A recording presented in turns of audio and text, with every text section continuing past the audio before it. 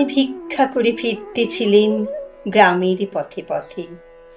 তুমি তখন চলেছিলে তোমার স্বর্ণরথে। অপূর্ব এক স্বপ্ন সম লাগতেছিল চক্ষে মম।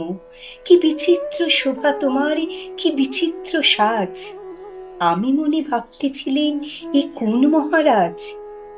আজি শুভক্ষণে রাত পোহালো, ভেবেছিলেম তবে আজ আমারে দ্বারে দ্বারে ফিরতে নাহি হবে।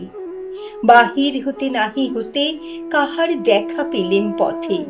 চলিতে রথ ধন ধান্য ছড়াবে দুই ধারে। মুঠা মুঠা কুড়িয়ে নেব, নেব ভারে ভারে। দেখি সহসা রথ থেমে গেল আমার কাছে এসে। আমার মুখ পানে চেয়ে নামলে তুমি হেসে। দেখি মুখের প্রসন্নতা জুড়িয়ে গেল সকল ব্যথা।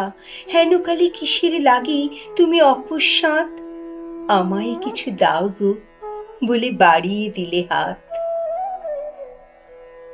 মরি, এ কি কথা রাজাধিরাজ, আমায় দাও গো কিছু। শুনে ক্ষণকালের তরে রইন মাথা নিচু। তোমার কি বা অভাব আছে ভিখারি ভিক্ষুকের কাছে? এ কেবল কৌতুকের বশে আমায় প্রবঞ্চনা। ঝুলি হতে দিলেন তুলে একটি ছোট কণা।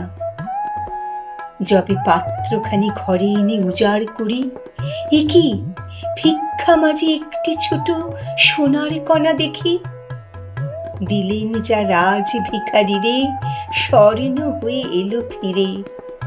তখন কাঁদি চোখের জলে দুটি নয়ন ভরে। তোমায় কেন দিইনি আমার সকল শূন্য করে।